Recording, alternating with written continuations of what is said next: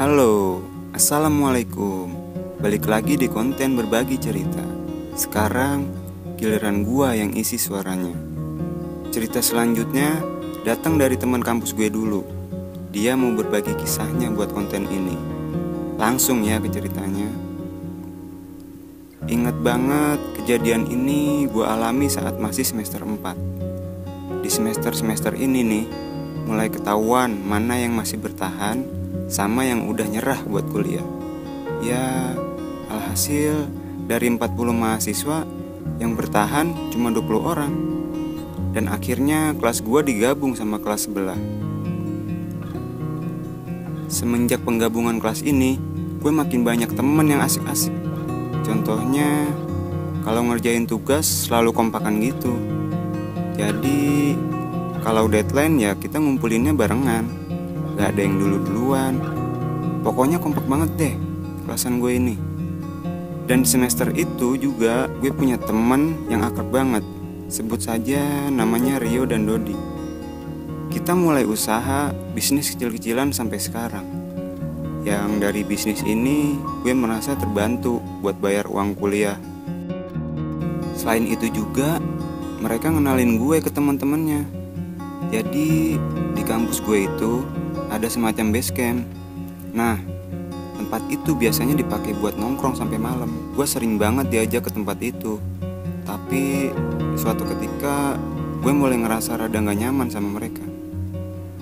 Karena waktu itu gue pernah lagi kumpul sama mereka pas azan berkumandang, yang kebetulan masjidnya gak jauh dari base camp. Gue refleks berdiri terus ngajak mereka ke masjid. Tapi mereka bilang, "Ntar aja sih, baru juga azan, kan waktunya masih lama." Akhirnya gue nurut dan duduk lagi. Saking asiknya ngobrol, ternyata udah malam dan gue gak ingat waktu. Singkat cerita, gue dan teman-teman gue ini jadi sering nongkrong di base camp. Gue gak sholat, lupa ibadah, dan gue mulai sering ngebantah perintah orang tua. Gue bahkan sampai berani ngomong kasar. Disitulah gue merasa ada yang berubah sama gue. Dan bukan cuma itu aja, hampir tiap malam gue denger suara kayak ada orang lagi nangis, tapi gue gak peduliin. Hampir 1 bulan berlalu, gue mulai terbiasa sama sifat gue ini. Sering nongkrong dan pulang malam. Intinya mulai lalai sama ibadah, terutama sholat. Sampai suatu ketika gue dapat tugas dari dosen untuk ketemu sama mahasiswa lain untuk ngerjain suatu proyek, dan mengharuskan tandemnya sama orang ini yang gue juga gak kenal dia siapa. Selama proyek berjalan, semua baik-baik aja dan tinggal nulis laporannya. Pas gue lagi bareng dia, azan berkumandang. Gue diajak sholat sama dia. Gue nolak dan gue bilang, "Nanti di rumah aja." Tapi dia berusaha untuk ngajak gue ke masjid. Dan akhirnya gue nurut. Setelah selesai sholat, gue tiba-tiba keinget diri gue yang dulu. Dia itu kayak gue yang dulu. Gue yang saat azan berkumandang ngajak teman-teman gue buat sholat ke masjid. Tapi bedanya gue yang malah keikut sama mereka. Dan akhirnya gak sholat. Seketika itu gue nangis. Gue nyesel atas kesalahan yang udah bener-bener fatal banget gue lakuin. Setelah sholat, gue ngobrol sama teman satu project gue ini, dan sampailah pada pembahasan tentang tujuan hidup. Gue nanya ke dia, sebenarnya tujuan hidup manusia itu apa? Apa iya beda-beda? Gue pernah dengar ada yang tujuan hidupnya yang penting lulus, ada yang tujuan hidup yang penting nikah, ada yang tujuan hidupnya yang penting kerja. Terus habis itu apa? Dia jawab, kalau manusia ditanya tujuan hidupnya beda-beda, itu artinya yang mereka pakai itu tujuan hidup masing-masing, bukan tujuan hidup yang sebenarnya. Tidakkah aku ciptakan jin dan manusia kecuali hanya untuk beribadah kepadaku? Berarti kita sholat terus dong? Berarti kita puasa terus? Yang enggak, ibadah kan gak cuma itu. Itulah kenapa muncul Al-Quran membimbing kita gimana caranya menggunakan tubuh kita, hidup kita, waktu kita sepenuhnya untuk ibadah. Semuanya ada pahalanya gitu. muncullah seperangkat aturan yang namanya Islam. Terus pertanyaan selanjutnya, abis ini lo mau kemana? Iya ya, mau kemana? Ya ke akhirat, ke surga atau neraka, itu pilihannya. Ada sebuah analogi yang mungkin bisa lo pahami lebih mudah. Lo tahu Google Maps kan? Nah, di Google Maps itu biasanya kita ngasih titik tujuan tuh, pinpoint, tag, mau kemana. Oke, misalkan gue lagi di Jakarta nih, terus gue kasih pinpoint ke Jogja. Gue pencet lah start.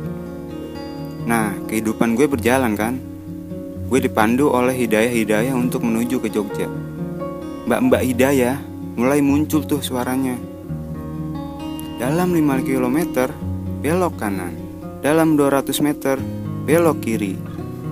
Terus lu belok ke arah yang tidak seharusnya. Kira-kira hidayahnya akan bilang apa? Putar balik. Dia akan rerouting. Dia akan ngarahin kita lagi ke tempat tujuan yang benar. Itu hidayah tuh. Semakin kita jauh, semakin sulit hidayah ini menjangkau kita. Apalagi sampai di close maps-nya. Gak pernah dibaca lagi. Itu udah kayak anak hilang. Bener-bener gak ada tujuan. Kita gak nyampe-nyampe ke Jogja. Kita malah nyasar, kayak akan mampir di Bandung misalkan. Sampai gak nemu jalan lagi. Sepanjang dia ngomong, gue merasa tersentil banget. Karena emang bener apa yang dia bilang. Setelah itu, gue mulai jarang nongkrong di basecamp lagi. Sekalipun nongkrong, ya paling cuma sebentar lah. Tapi dengar azan juga gue langsung ke masjid dan ngajak teman-teman gue, meski ajakan gue tetap ditolak. Entah kenapa di hati masih ada yang ganjel. Gue sempat ingat tiap malam selalu ada suara orang nangis. Malam ini gue beraniin diri buat ngecek asal dari suara itu. Ternyata suaranya dari kamar ibu gue. Gue buka pelan-pelan pintunya. Ternyata ibu gue yang nangis sambil sholat malam. Saat itu juga gue meluk dan minta maaf sama beliau atas semua kesalahan gue. Gue sering marah-marah, ngebentak, dan gak nurut perintahnya. Ibu gue bilang, "Ibu kangen kamu yang dulu nak. Kenapa kamu berubah?" Gue gak bisa berkata-kata lagi selain minta maaf. So, poinnya adalah tentuin visi hidup lo. Lo hidup buat apa?